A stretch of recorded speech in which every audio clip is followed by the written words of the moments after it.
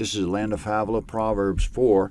In this chapter, a father, we don't know his name. It could be Solomon, or more likely it's a generic father he's using as his literary mouthpiece.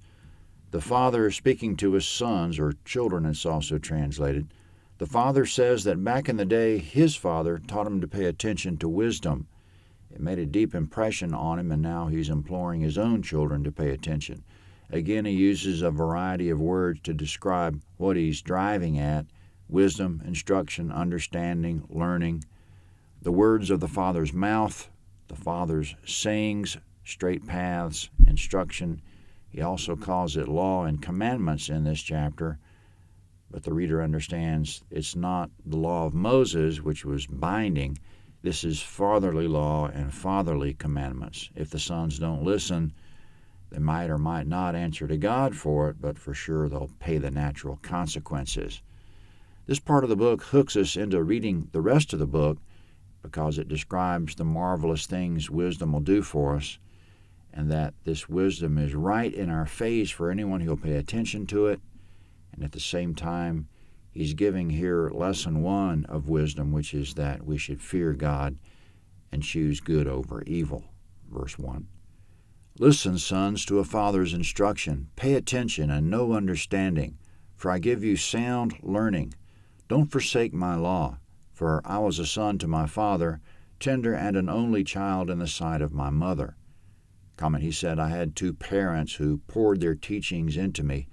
I received generational wisdom, unusual attention from my parents. Speaking of his father, verse 4. He taught me and said to me, let your heart retain my words, keep my commandments, and live. Get wisdom, get understanding. Don't forget and don't deviate from the words of my mouth. Comment, speaking of wisdom, his father told him, verse 6, don't forsake her and she'll preserve you. Love her and she'll keep you. Wisdom is supreme. Get wisdom. Yes, though it cost all your possessions, get understanding. Esteem her and she'll exalt you. She'll bring you to honor when you embrace her. She'll give to your head a garland of grace. She'll deliver a crown of splendor to you. Comment, his father told him in verse 7, wisdom is supreme. If you could buy it, it would be worth all you have. But it's free. All you have to do is esteem her in verse 8. If you embrace her, she'll do great things for you. Verse 10. Listen, my son, and receive my sayings. The years of your life will be many. I've taught you in the way of wisdom. I've led you in straight paths. When you go, your steps will not be hampered. When you run, you will not stumble. Take firm hold of instruction. Don't let her go. Keep her, for she's your life. Comment, the benefits of this thing he's driving at, whether you want to call it wisdom, instruction, understanding, the Father's teachings, whatever, is that in verse 6, she'll preserve you and keep you. In verse 7, she's the supreme of anything you could have. In verse 8, she'll exalt you, bring you to honor when you embrace her.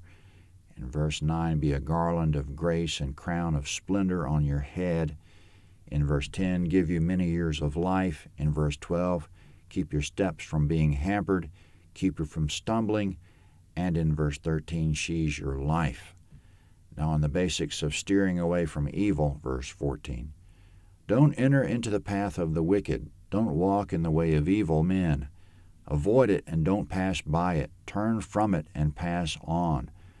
For they don't sleep unless they do evil. Their sleep is taken away unless they make someone fall. For they eat the bread of wickedness and drink the wine of violence. Comment in verse 14, don't enter the path of the wicked or the way of evil. Evil's like one of those moving sidewalks in an airport. It sweeps you away. In verse 16, pretty soon you can't sleep unless you do evil.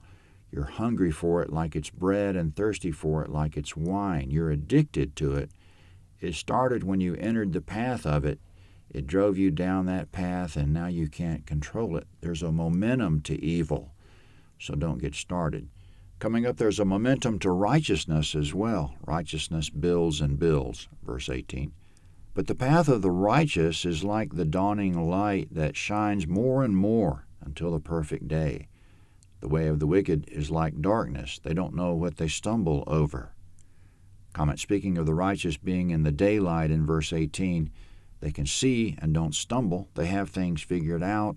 They have the light of understanding. But in verse 19, the wicked are in the darkness. They stumble and don't know why. They know there was some bad turn of events, but even in retrospect, they don't know what caused it. Quote, they don't know what they stumble over, end quote. Nowadays, fishermen can install something called forward-facing sonar on their boats. They can scan the water all around them, see fish, know their exact direction, distance, and depth, cast right to them, see the lure as it falls to the fish, and see the fish engulf the lure. It's not sporting, but the point is that the sonar illuminated the water for them. The righteous walk in the daylight in verse 18, whereas the wicked walk in darkness. Verse 20, my son, attend to my words, turn your ear to my sayings. Let them not depart from your eyes. Keep them in the center of your heart, for they are life to those who find them and health to their whole body. Keep your heart with all diligence, for out of it is the wellspring of life. Put away from yourself a perverse mouth. Put corrupt lips far from you. Let your eyes look straight ahead. Fix your gaze directly before you. Make the path of your feet level. Let all of your ways be established. Don't turn to the right hand nor to the left. Remove your foot from evil. Comment verses 23 to 27. Do the following with the parts of the body, the heart, mouth, lips, eyes, feet, and hands. Guard what you put in your heart. It's the wellspring of life. Don't let the mouth and lips speak perversely. Look with your eyes straight down the path of righteousness. Don't consider any wicked detours to the right or left. Make sure the path of your feet is on the level and you'll establish your way. Don't turn toward the right hand nor the left down a wicked path. In short, keep away from evil with all you are. Proverbs 5 is next.